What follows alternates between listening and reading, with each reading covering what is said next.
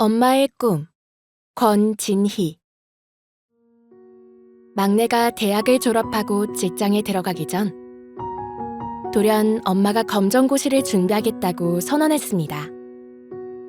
저희 가족은 그러다 말겠지 했지만 엄마는 중고등학교 검정고시 합격에 이어 대학교까지 입학했습니다. 어릴 적 너무나 가난해서 공부할 욕심조차 내지 못했던 엄마는 초등학교를 겨우 졸업하고는 공장에 들어가 일을 하며 집안 경제에 도움을 줬다고 합니다. 아빠를 만나 가정을 꾸리고 저희 3남매를 낳아 기르면서 공부에 대한 엄마의 꿈은 더욱 멀어졌습니다. 늘 공부를 못한 것이 한이었는지 넉넉지 못한 형편 속에서도 자식들의 공부를 위해서라면 지원을 아끼지 않았습니다. 그런 엄마의 희생이 있었기에 저희 3남매는 남들에게 뒤처지지 않을 만큼 배울 수 있었지요. 뒤늦게 대학에 입학한 엄마는 학구열이 대단합니다. 나이가 들어서 하는 공부라 힘들다고 하면서도 한시도 손에서 책을 놓지 않습니다. 그토록 바랐던 공부였기에 힘들어도 지치지 않나 봅니다. 오히려 지금이라도 공부할 수 있어 기쁘다며 정말로 행복해합니다. 언젠가 엄마에게 물어봤습니다. 이렇게 좋아하는 걸 왜 진작하지 않았어? 엄마는 지금도 너무 좋다. 늦으면 어떠냐? 왜 진작 당신이 원하는 것을 하지 않았을까요? 엄마는 늦게라도 할 수 있어 좋다고 뭉뚱그려 답했지만 저는 그 이유를 압니다. 다 저희 3남매 때문이란걸요. 당신의 꿈을 이루는 것보다 자식들이 잘 되는 것을 더 기쁘게 여기셨으니까요. 꿈을 뒤로한 엄마의 희생 덕분에 저는 아쉬움 없이 자랄 수 있었습니다. 이제는 받은 사랑에 보답하는 자녀가 되겠습니다.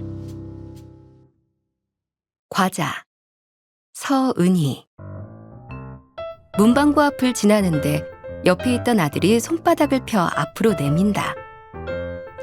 엄마, 1,000원만 주세요. 뭐 대단한 걸 사려나 싶었지만 못 이기는 척 돈을 쥐어줬다.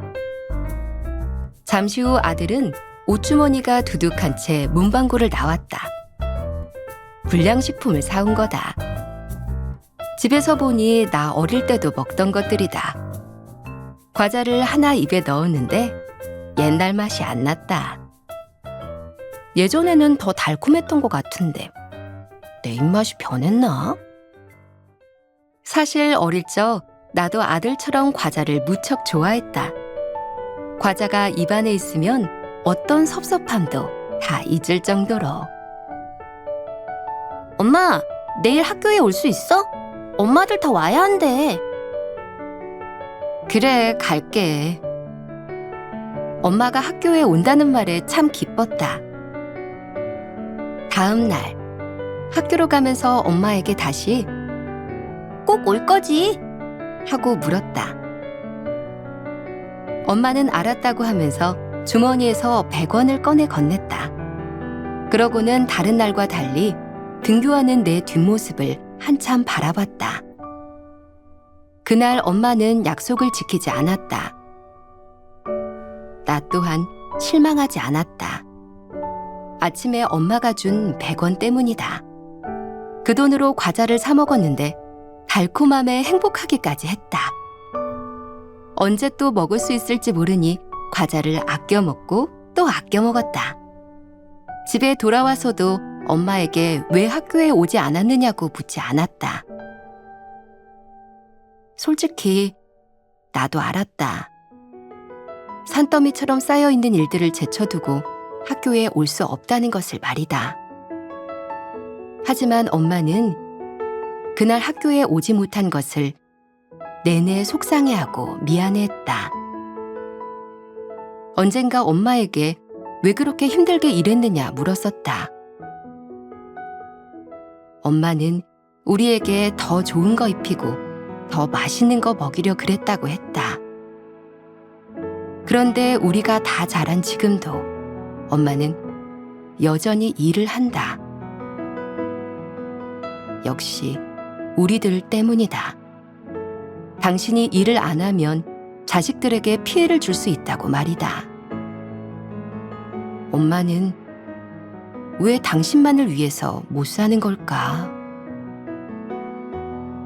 엄마, 과자가 그렇게 맛있어요? 깜짝 놀라 아들을 보니 나 혼자서 과자를 다 먹고 있었다. 그런 날 보며 아들이 말한다. 내일 또 사올까요? 내일은 2,000원어치 사올게요. 어릴 때 100원을 쥐어주던 엄마를 생각하며 아들 손에 2,000원을 쥐어주었다.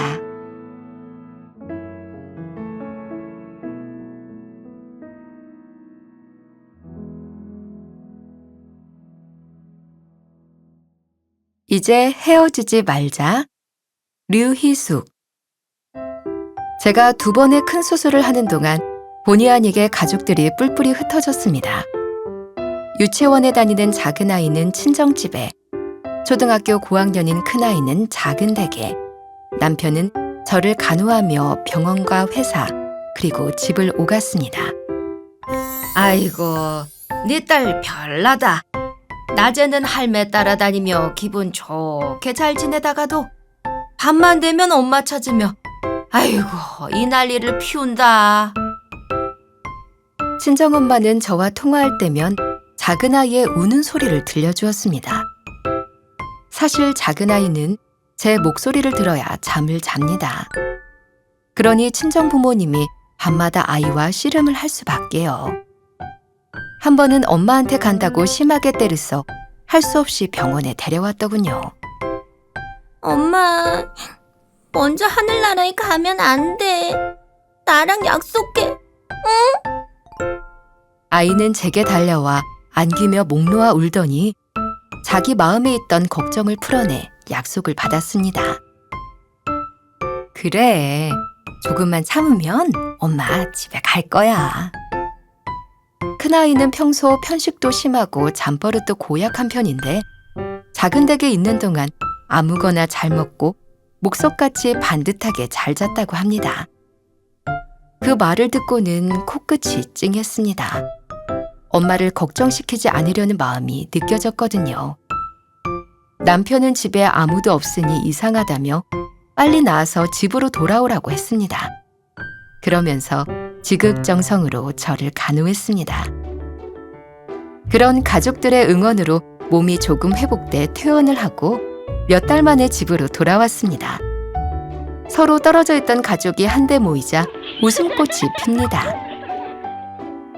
아이들은 서로를 살뜰히 챙기며 아직은 집안일에 힘쓸 수 없는 저를 부지런히 돕습니다.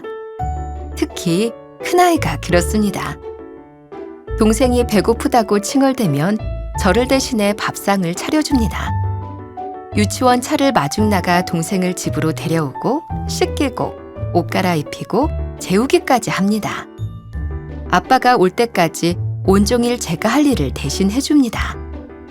아이들은 그저 엄마가 있다는 사실만으로 크게 기뻐합니다. 이런 아이들을 보며 하늘 어머니께서 우리와 함께 하시기에 우리가 이렇게 행복하구나 하고 깨닫습니다. 빨리 건강해져 아이들에게 필요한 진짜 엄마의 모습으로 돌아오겠습니다.